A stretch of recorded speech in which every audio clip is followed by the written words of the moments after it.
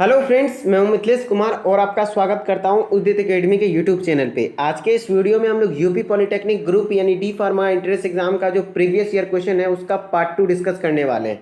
हम लोगों ने इस प्रीवियस ईयर क्वेश्चन का पार्ट 1 ऑलरेडी डिस्कस कर रखा है। जो भी बच्चे अभी तक विजिट नहीं किए हैं वो उदित एकेडमी के यूट्यूब चैनल पर जाइए, देन प्लेलिस्ट सेक्शन में जाइए, वहाँ पर आपको प्रीवियस ईयर क्वेश्चन नाम से प्लेलिस्ट मिल जाएगा, वहाँ पर आप देख सकते हैं इसका पार्ट 1। ठीक है, फिर आपको यहाँ पे जो प्रीवियस ईयर क्वेश्चन है उसको Hindi as well as English दोनों मीडियम में हम लोगों ने डिस्कस किया जिससे कि दोनों बच्चों को हेल्प मिल सके। और जिस बच्चे को इसका पीडीएफ चाहिए इस प्रीवियस ईयर क्वेश्चन का, वो उदित एकेडमी के टेलीग्राम चैनल को ज्वाइन कर लीजिए, क्योंकि यहीं पे क्लासेस के नोटिफिकेशन भी मिलते हैं और जो भी क्लासेस चलती हैं उसके free of cost PDF notes available कराए जाते हैं। ठीक है, और आप सभी बच्चों का कल का कॉमेंट था कि क्वेश्चन सही से विजिबल नहीं है, तो जी हाँ, मेरे पास इसी क्वालिटी में क्वेश्चन है। तो आप लोगों से रिक्वेस्ट है कि आप लोग अपने फ़ोन का मैक्सिमम क्वालिटी बढ़ा लीजिए इस वीडियो को देखने के लिए, और अच्छे जगह पे बैठिए, वहाँ पे बैठिए जहाँ पे कि नेटवर्क बेहतर हो, ताकि आपको क्लियर विजिबल हो। अगर उसमें भी विजिबल नहीं हो पाता है तो मैं क्वेश्चन आज जूम कर करके बताऊंगा, जूम कर करके हर एक क्वेश्चन को डिस्कस करूंगा।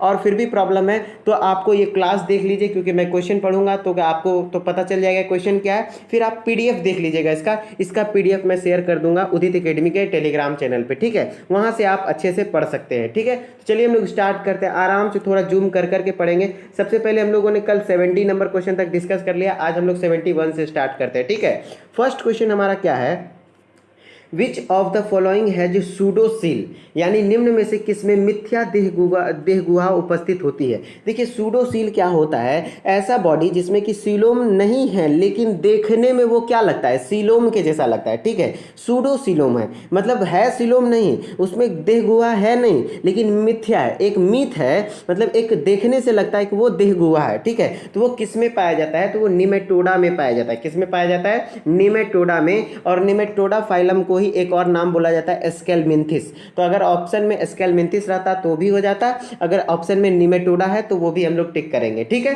71 नंबर क्लियर। अब 72 नंबर क्वेश्चन को हम लोग जूम करके देखते हैं क्या है क्वेश्चन।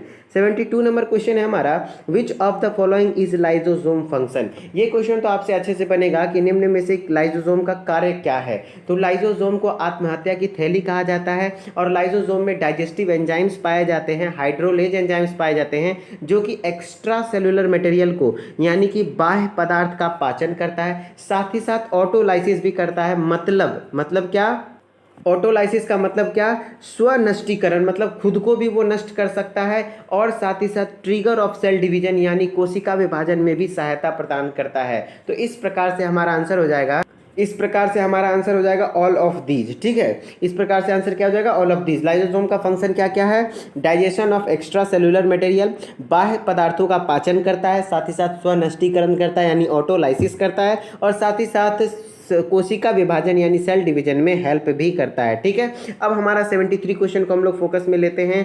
73 क्वेश्चन क्या है हमारा, 73 क्वेश्चन है pacemaker of the heart, यानी हृदय का स्पंदन केंद्र या गति निर्धारक है। ये सभी बच्चे जानते होंगे, SA नोड को साइनो एरिकुलर नोड को कहा जाता है, और हिंदी में नोड को घुंडी कहा जाता है, तो SA घुंडी हो जाएगा आंसर। ठीक है, चलिए नेक्स्ट क्वेश्चन है हमारा क्या, अब हमारा नेक्स्ट क्वेश्चन है 74 नंबर क्वेश्चन है, हेड और कैपिटुलम। पहले मैं जूम करके आपको दिखा देता हूं। जी हाँ, चलिए, हेड और capitulum inflorescence is found in. पहली बात आपको पता होना चाहिए कि इन्फ्लोरेसेंस क्या होता है। जैसे पौधे में फूल का किस तरीके से सजावट है, किस तरीके से उस पौधे में फूल आया है, उसको हम लोग इन्फ्लोरेसेंस कहते हैं। ठीक है, पुष्प क्रम कहते हैं हिंदी में, किस क्रम में उसमें पुष्प आया है। तो वही कह रहा है कि हेड यानी शीर्ष अथवा मुंडक पुष्प क्रम पाया जाता है। तो ये एस्टेरेसी फैमिली, कौन सा फैमिली, एस्टेरेसी कुल के पादपों में पाया जाता है। और एस्टेरेसी कुल का यहाँ पे कौन सा पादप है, सनफ्लावर। तो सनफ्लावर एक ऐसा प्लांट है जो कि एस्टेरेसी फैमिली से बिलोंग करता है, और एस्टेरेसी फैमिली का जो इन्फ्लोरेसेंस होता है यानी पुष्प क्रम होता है वो क्या होता है, हेड और कैपिटुलम होता है। ये आपको morphology of flowering plants class 11th में पढ़ना है। ठीक है, चलिए नेक्स्ट क्वेश्चन पे आते हैं हम लोग। नेक्स्ट क्वेश्चन हमारा क्या है, 75 नंबर यदि क्वेश्चन पढ़ेंगे, विच of the following is positive Eugenix, यानी निम्नलिखित में से कौन सा सकारात्मक सूरजननिकी है। देखिए, इस क्वेश्चन का आंसर एक्चुअली में मेरे को भी कंफ्यूजन में है कि आखिर होना क्या चाहिए आंसर, इसलिए मैं इस क्वेश्चन का आंसर डिस्कस नहीं करूंगा।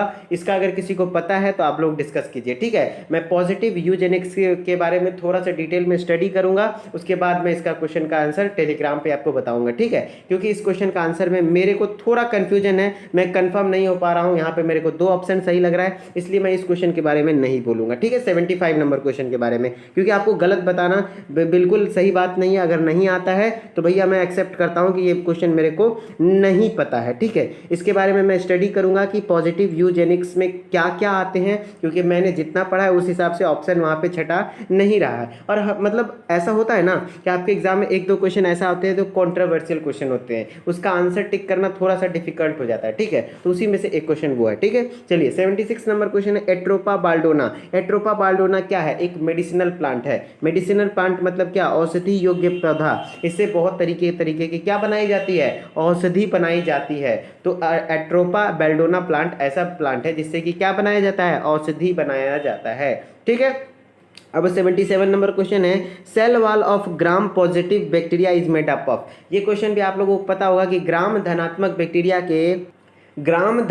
बैक्टीरिया का जो सेल वॉल बना होता है वो किसका बना होता है? तो पेप्टिडोग्लाइकन का। किसका?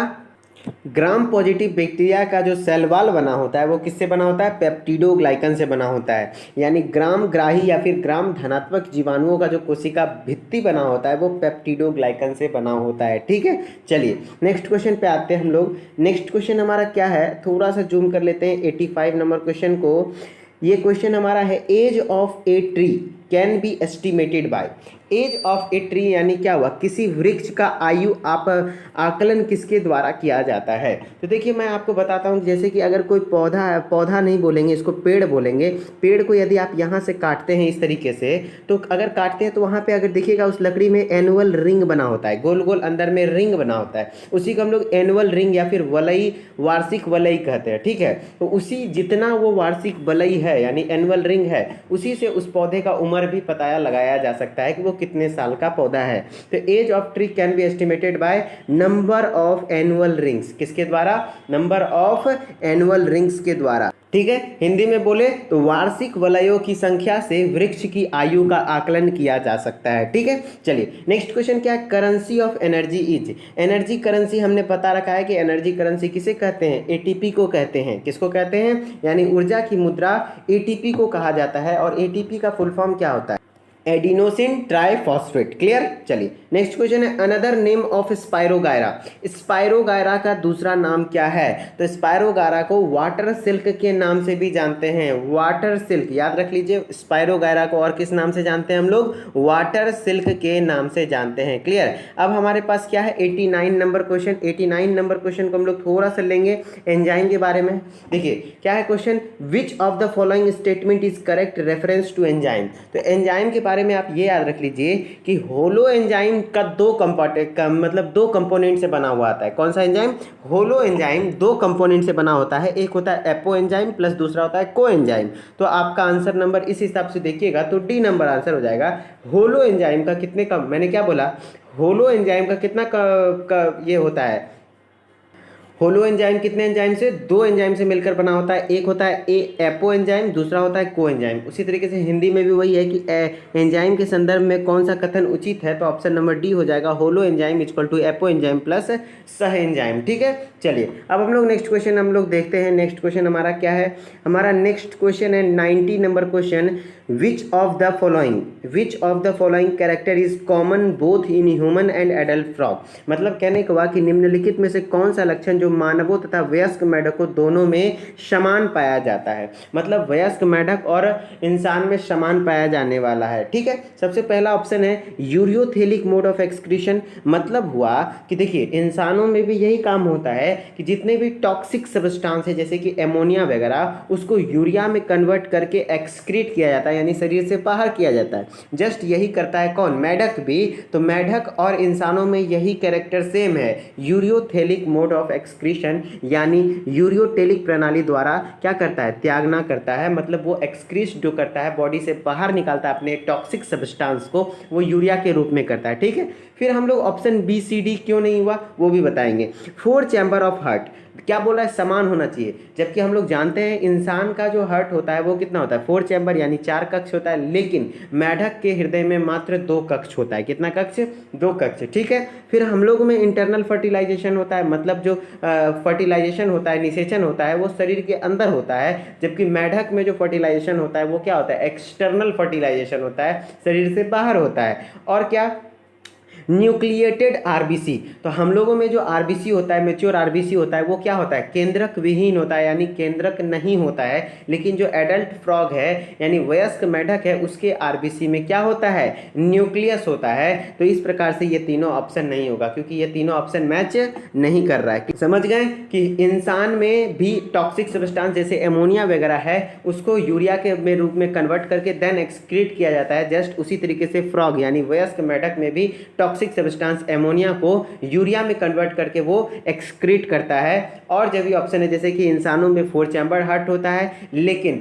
मेढक में द्विकक्षीय हार्ट होता है। इंसानों में इंटरनल फर्टिलाइजेशन होता है, जबकि मेढक में बाय फर्टिलाइजेशन होता है, यानी एक्सटर्नल फर्टिलाइजेशन। हम लोगों में ई न्यूक्लिएटेड आरबीसी होती है, यानी न्यूक्लिएट नहीं होती है, और एडल्ट फ्रॉग में न्यूक्लिएटेड आरबीसी होती है। क्लियर, आंसर पता चल गया। नेक्स्ट क्वेश्चन आते हैं, in the life cycle of bryophytes which stage is dominant. ये आपको सीधा याद रखना है कि ब्रायोफाइट जो होता है उसमें गैमेटोफिटिक स्टेज डोमिनेंट होता है, मतलब जो मैक्सिमम उसके लाइफ साइकिल का जो मैक्सिमम पार्ट होता है वो गैमेटोफिटिक स्टेज होता है। क्या होता है, गैमेटोफिटिक स्टेज, यानी अगर उसको हम लोग बोले तो हिंदी में युग्मकोद्भिद, क्या, युग्मकोद्भिद अवस्था में वो उसका डोमिनेंट फेज है, मतलब ज़्यादा से ज़्यादा टाइम तक वो अपने ब्रायोफाइट्स अपने जीवन काल में किस रूप में बिताता है, तो वो युग्मकोद्भिद की अवस्था में बिताता है। ठीक है, चलिए नेक्स्ट क्वेश्चन में आते हैं हम लोग। हमारा नेक्स्ट क्वेश्चन क्या है, 93 नंबर क्वेश्चन को हम लोग थोड़ा फोकस में लेंगे।